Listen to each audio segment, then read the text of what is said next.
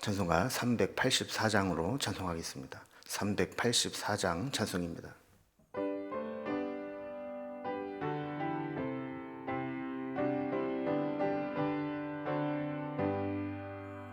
나의 갈 길 다가도록 예수 인도하시니 내 주 안에 있는 긍휼 어찌 의심하리요.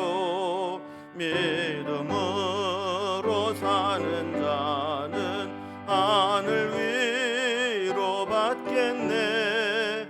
무슨 일을 만나든지 만사형통하리라. 무슨 일을 만나든지 만사형통하리라. 나의 갈 길 다가도록 예수 인도하시니 어려운 일 당한 때도 족한 은혜 주시네. 나는 심히 고단하고 영은 매우 가라나. 나의 앞에 반석에서 샘물 나게 하시네. 나의 앞에 반석에서 샘물 나게 하시네. 나의 갈 길 다가도록 예수 인도하시니 그의 사랑 어찌 큰지 말로 알 수 없도다. 성령 감화 받은 영혼 하늘 날아갈 때에 영영 부를 나의 찬송 예수 인도하셨네. 영영 부를 나의 찬송 예수 인도하셨네.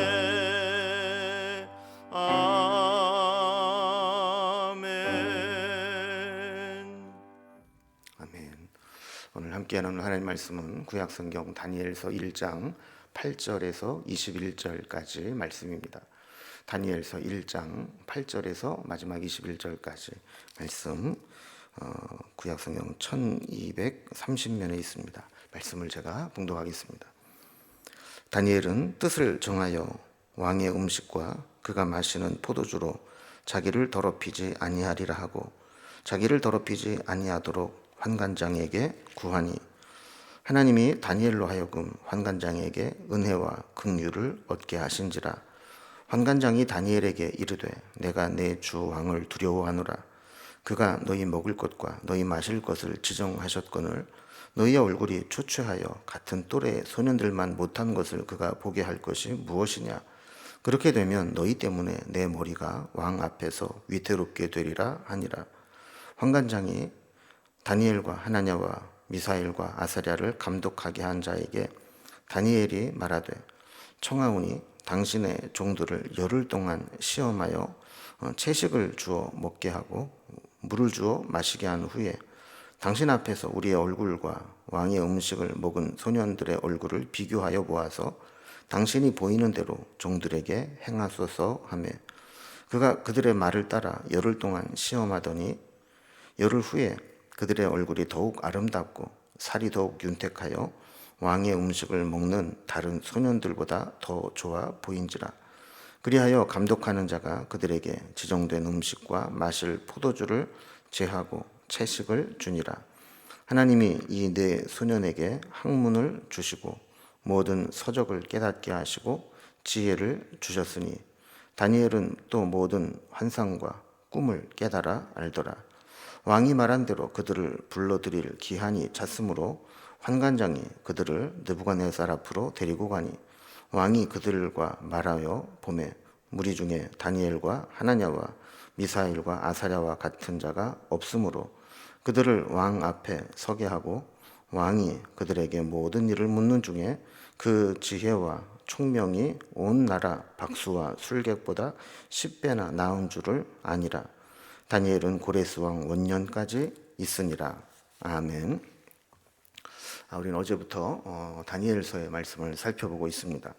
어제 살펴본 다니엘서에는 바벨론의 침공으로 포로로 끌려간 유다 청년들에 대한 이야기로 시작이 되었습니다.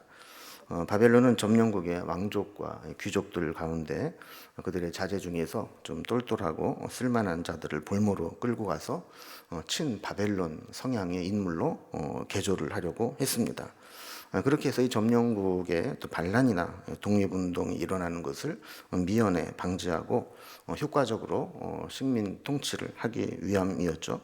그래서 끌려온 왕족과 귀족 출신들, 소년들 중에는 다니엘, 하나냐, 미사엘, 아사랴 이런 청년들도 있었다. 이렇게 기록을 했습니다.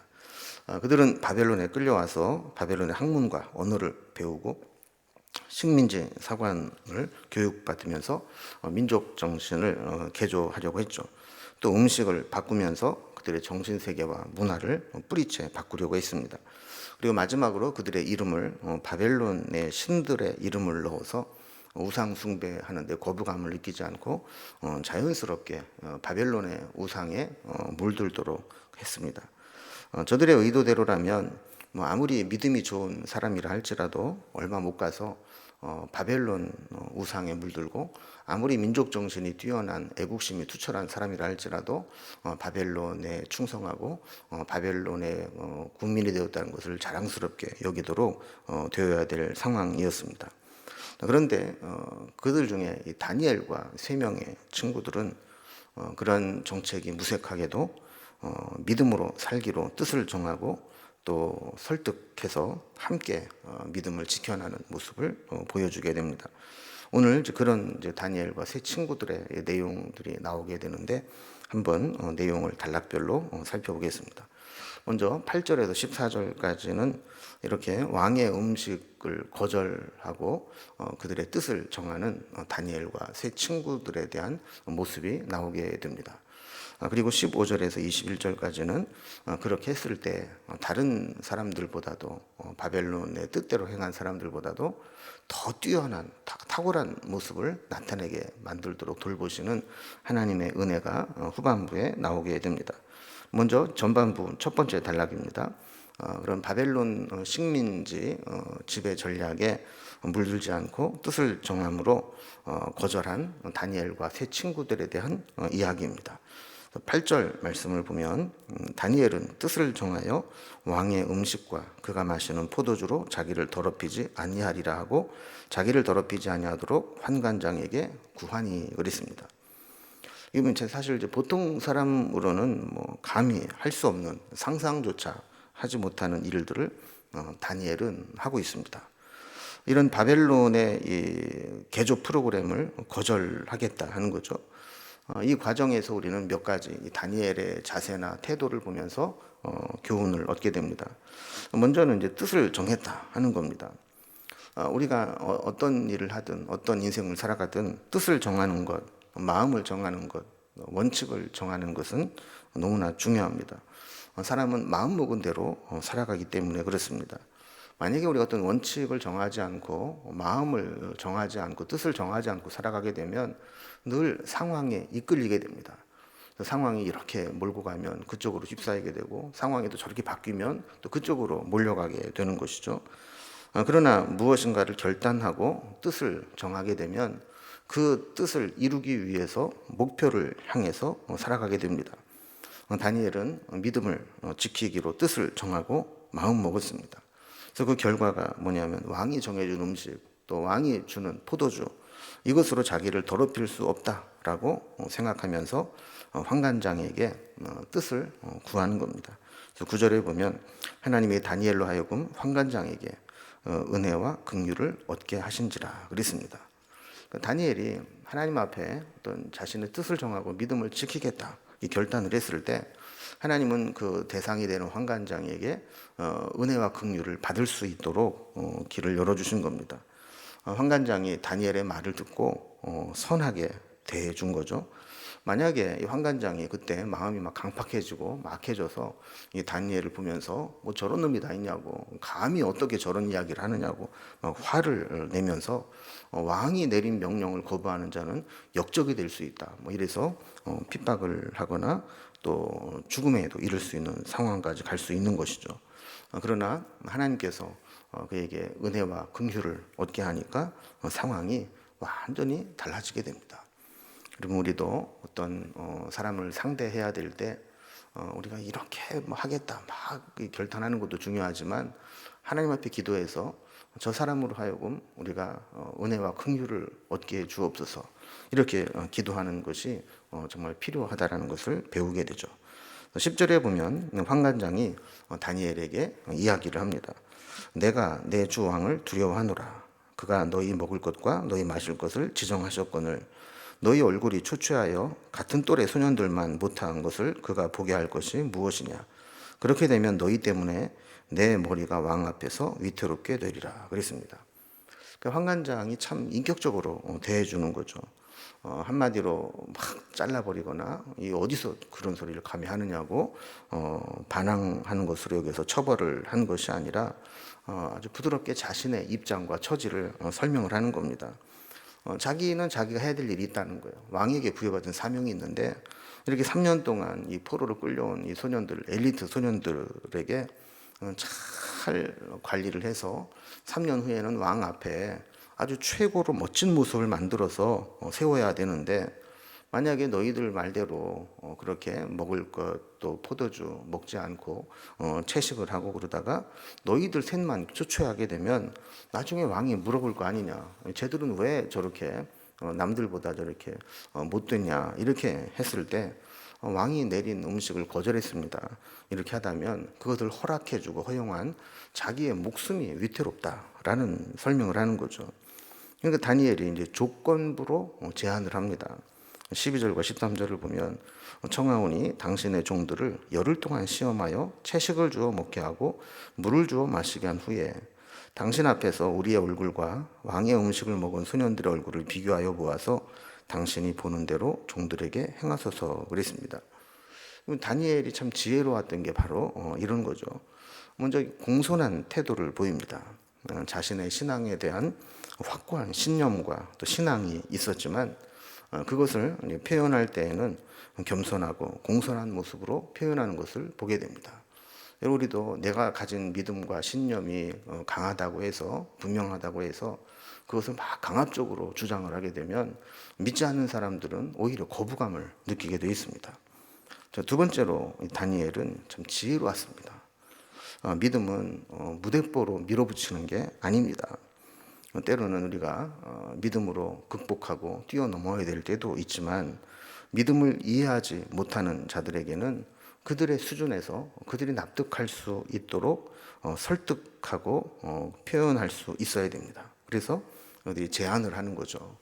그러면 먼저 아직 시간이 3년 동안 많이 남아 있으니까 열흘 동안 한번 시험을 해보라는 거예요. 그래서 열흘 동안 우리는 채식을 하고 물을 먹고 나머지는 왕이 내린 음식과 포도주를 먹게 하는데, 만약에 비교를 해보아서 우리가 그들만 못하면 따르겠습니다. 그러나 우리가 그들보다 낫다면 우리의 요청을 들어주십시오. 이렇게 대안을 제시했다라는 겁니다. 그리고 다니엘은 무엇보다도 하나님에 대한 절대적인 신앙이 있었습니다. 하나님께서 믿음을 지킨 자에게 반드시 눈으로 보여줄 만한 증거를 나타내실 것이라는 절대적인 신뢰의 믿음이 있었던 것이죠. 그래서 14절 말씀에 보면 환관장과 네 소년들은 다니엘의 이 제안 따라서 열흘 동안 시험을 하게 됩니다. 자, 그럼 결과가 어떻게 나타났을까요? 이제 크게 두 번째 단락을 보면 다른 이들보다도 더 뛰어난 모습으로 돌보시는 하나님의 응답으로 나타납니다. 그래서 15절에 보면 결과가 나오게 되는데, 열흘 후에 그들의 얼굴이 더욱 아름답고 살이 더욱 윤택하여 왕의 음식을 먹는 다른 소년들보다 더 좋아 보인지라 그랬습니다. 신앙을 지키기 위해서 부정한 음식을 먹지 않고 열흘 동안 구별된 식사를 한 친구들이 신앙을 포기하고 부정한 음식을 먹었던 일보다 더 좋은 결과가 나온 겁니다. 그러니까 이 열흘 동안 벌써 눈으로 확인할 수 있을 정도로 믿음을 지킨 자들을 더 아름답고 윤택하게 하나님께서 드러내 주신 겁니다. 그래서 16절을 보면 감독하는 자가 왕이 지정해 준 음식과 포도주를 빼고 저들이 원하는 채식을 공급해 주게 되는 것을 보게 됩니다. 그래서 저들은 바벨론 왕실에서 정해놓은 교육기간 동안 자신의 신앙을 음식으로 더럽히지 않고 지낼 수 있었던 것이죠.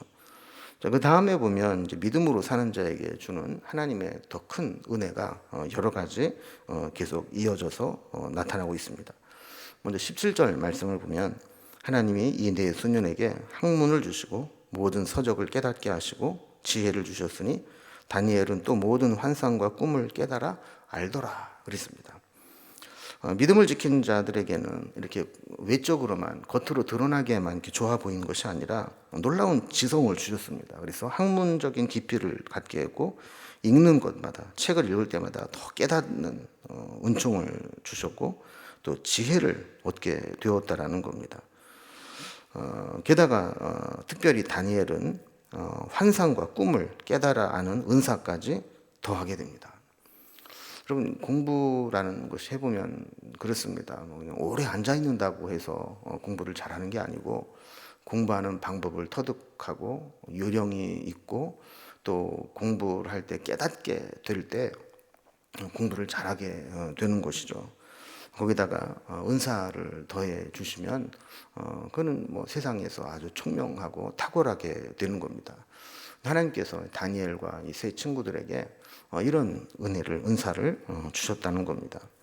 18절에 보면 드디어 왕이 이제 정해준 기간 3년의 기간이 끝나고 바벨론에 끌려왔던 그런 외국에서 끌려온 사람들이 다 3년 훈련 받은 후에 느부갓네살 앞에 서게 됩니다.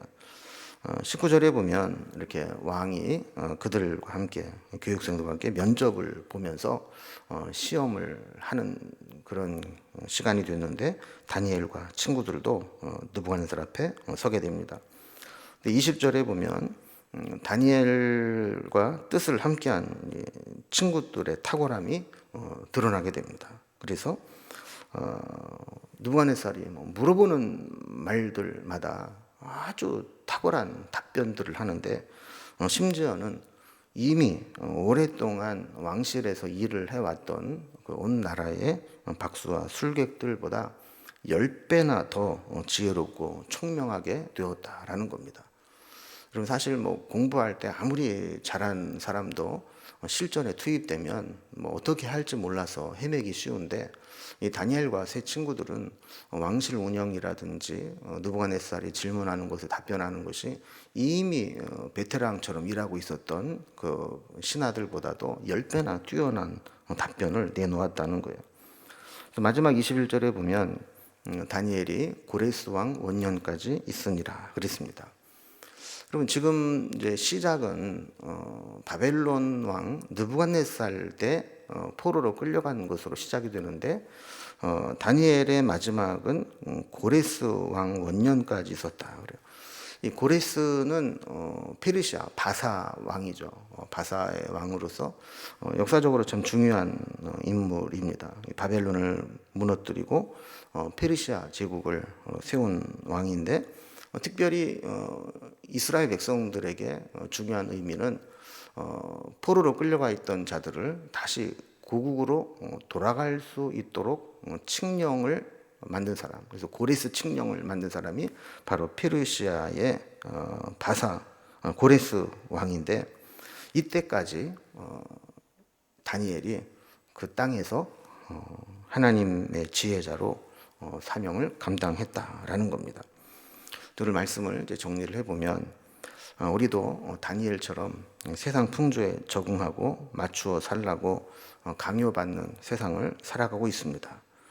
많은 사람들이 그래 세상 살아가려면 어쩔 수 없어 맞춰 살아야지 신앙과는 다르지만 그래도 어쩌겠어 세상에서 적응하고 살려면 따라가야지 이렇게 하기 쉽지만 뜻을 정하고 또 믿음의 동역자들과 함께 교제를 하면서 지속적으로 말씀으로 무장해서 시대 정신들, 관습과 관행들, 세상 풍조들 이런 것들을 물리치고 믿음으로 우뚝 서 있었던 다니엘과 세 친구들을 바라보면서 우리도 이 세상에서 어떻게 살아갈 것인가 하는 것들을 고민하게 만들어주는 내용입니다.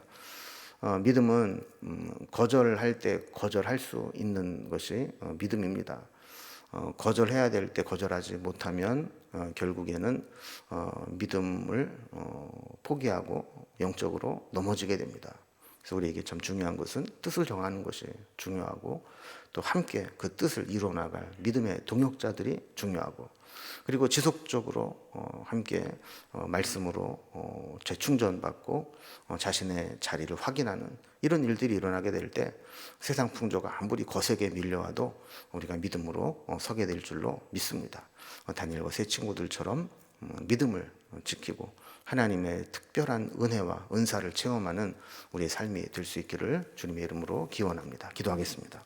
하나님 아버지, 다니엘과 세 친구들은 바벨론의 거센 바벨론식 문명과 우상 숭배와 또 세상의 방식들을 강요받았지만 믿음을 지키고 뜻을 정하고 영적으로 교제하면서 하나님의 은혜를 구했던 것을 보게 됩니다.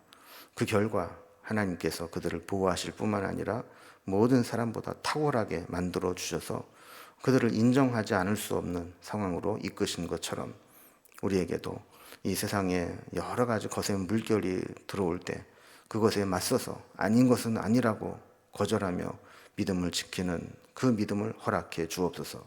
그리고 믿음을 지킬 때 세상 사람들이 인정할 수밖에 없는 하나님의 은혜와 탁월함을 허락해 주시기를 원합니다. 그래서 믿음을 지키는 것이 세상에서 바보 취급받는 것이 아니라 믿음을 인정받고 세상 사람들도 우리를 도우시는 하나님을 인정할 수 있는 그런 도구가 될 수 있도록 인도해 주옵소서.